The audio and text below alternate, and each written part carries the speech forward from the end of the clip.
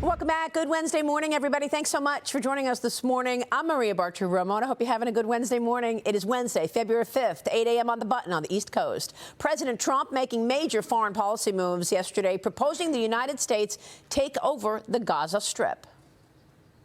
The U.S. will take over the Gaza Strip, and we will do a job with it, too. We'll own it and be responsible for dismantling all of the dangerous unexploded bombs and other weapons on the site. Buildings, level it out, create an economic development that will supply unlimited numbers of jobs and housing for the people of the area. Do a real job, do something different. Just can't go back. If you go back, it's going to end up the same way it has for 100 years. Israeli Prime Minister Benjamin Netanyahu praised Trump's plan during his White House visit yesterday, but Saudi Arabia is pushing back, saying that it will not establish ties with Israel without the creation of a Palestinian state. Trump spoke with Egypt's President Sisi Saturday and is set to meet with the King of Jordan, King Abdullah, at the White House next week. Joining me now is President Trump's national security advisor, Michael Waltz. Michael, thank you so much for being here this morning. Yeah, good to be with you, Maria, always. And I know that you and Steve Witkoff met with Netanyahu yesterday. Tell us about this idea and how this came about. Well, the president's been thinking about this for quite some time and has received a number of briefings, and including his special envoy, Steve Witkoff's multiple trips to the region. And look, Maria, just here's the common sense reality that the president is absolutely rooted in. Hamas started this war roughly 16 months ago.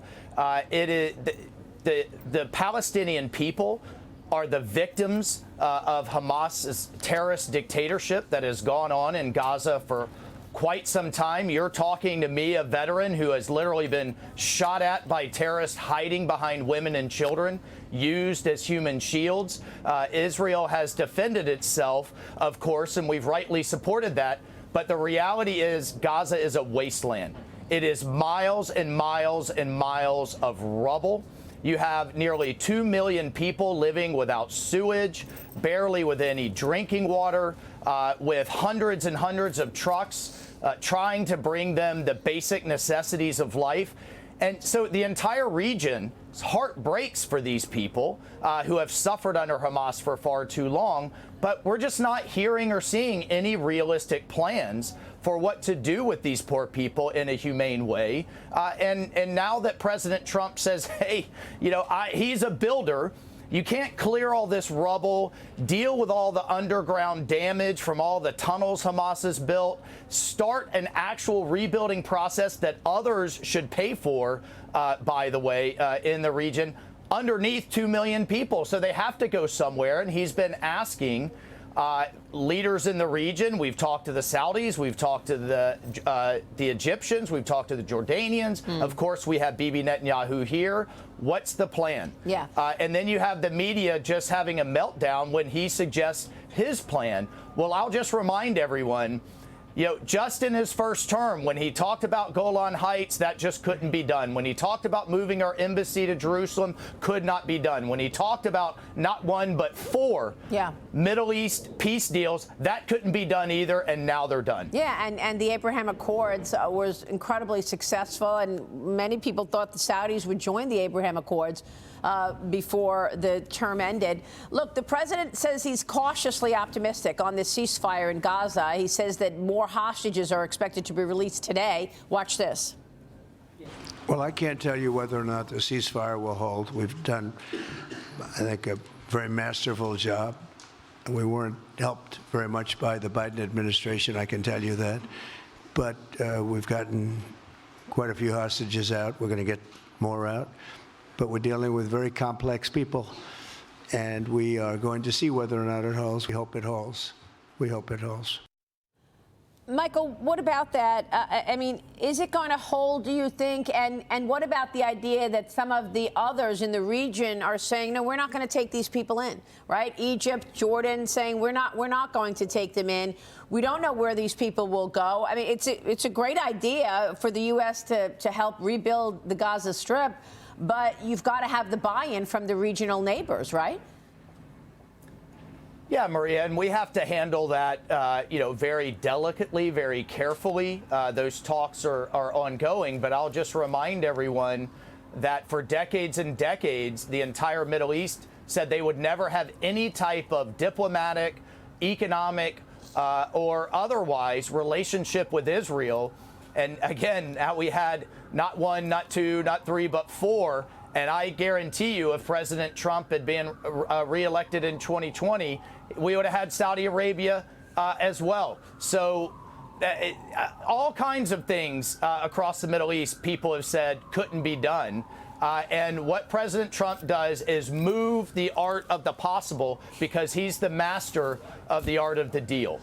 And so let us, members of his team, continue to work on that. And then on the ceasefire, look, every day, we just had the first American coming out, Keith Siegel, reunited with his family, tears of joy. We saw those young Israeli girls, one with her hand shot off because she tried to stop a bullet, hugging, grieving, being reunited. And there are murals of President Trump hanging in Tel Aviv and Jerusalem right now because the Israeli people are so overjoyed, finally getting at least some of their hostages back. And we will continue to do everything possible to get all of them back under this ceasefire that, again, the Biden administration couldn't get done for well over a year. President Trump says there's going to be all hell to pay if it's not done.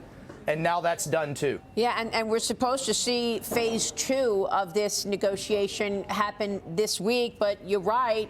President Trump was asked yesterday by Peter Doocy who should get credit for this latest ceasefire deal. Here's what the president said. Watch. President Trump, I welcome Prime Minister Netanyahu. We have heard Joe Biden and Donald Trump take credit for the hostage and ceasefire deal. Who do you think deserves more credit? I think President Trump added great force and powerful leadership to this effort. I appreciate it. He sent a very good emissary. He's helped it along. And, I'll just tell you, I'm happy that they're here. And I'm sure the president is happy that they're here. And, of course, that emissary was Steve Witkoff. Michael, what does this phase 2 look like? And what would you say to the Qataris right now, who are right now in the middle of negotiating between Hamas and Israel? Well, Prime Minister Netanyahu, after my and Special Envoy Witkoff's meeting with him, announced another negotiating team, another round of negotiations, working with our partners, the Qataris, working with our partners, the Egyptians. At the end of the day, Hamas cannot be allowed to continue to terrorize the region.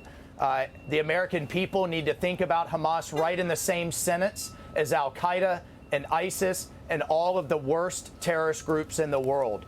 We wouldn't allow ISIS or Al-Qaeda to sit there right on our border and govern a space and attack us again.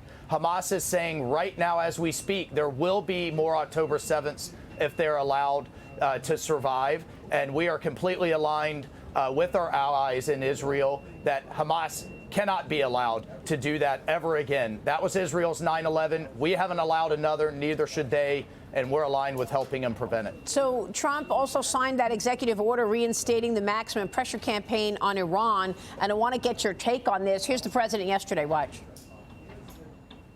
He also took action to restore a maximum pressure policy on the Iranian regime. And we will once again enforce the most aggressive possible sanctions, drive Iranian oil exports to zero, and diminish the regime's capacity to fund terror. We're both committed to rolling back Iran's aggression in the region and ensuring that Iran never develops a nuclear weapon. Michael, tell us about this maximum pressure campaign and what that means in a practical sense for Iran. Well, it's going back to what worked in President Trump's first term. Their oil exports were nearly zero, 90% of which now go to China. Their currency was tanking. Their economy was cratering. What does that mean? That means they were literally too broke to fund terrorism around the region. Hezbollah, Hamas, the Houthis, and others. We saw that in the first term. And the President Trump is what he did yesterday is going back to that, number one. And number two, we are completely aligned with Israel that Iran can never have a nuclear weapon. All options are on the table in terms of how we get there. But one cannot imagine, Maria, if we've seen the death, terror, and destruction that Iran has wreaked upon the Middle East, imagine them doing it under the umbrella of a nuclear weapon, and imagine the reaction across the Middle East if Iran tests a nuke. Then you have Saudi, Turkey, UAE, and others that may want their own nuclear weapon, and we'd have a nuclear arms race in the Middle East. So when my fellow Americans say, why does this matter to us? That prospect should terrify the entire world.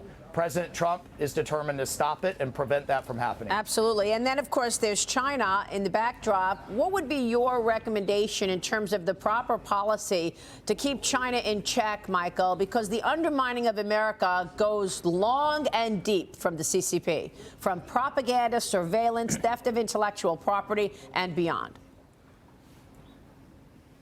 Well, President Trump is determined to rebuild our great military.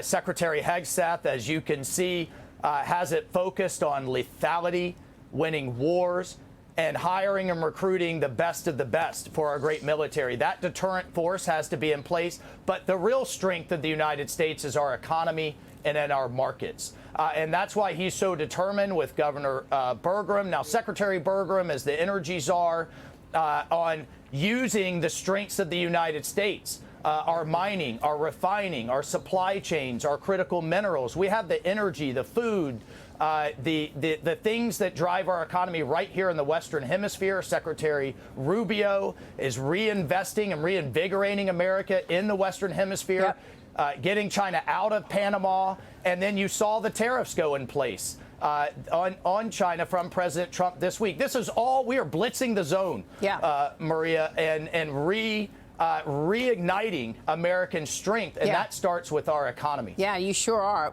Great conversation, Michael. Thanks very much for your work and leadership. We appreciate your time this morning, sir. Thank you. Thank you. National Security Advisor Michael Waltz at the White House. We'll be right back.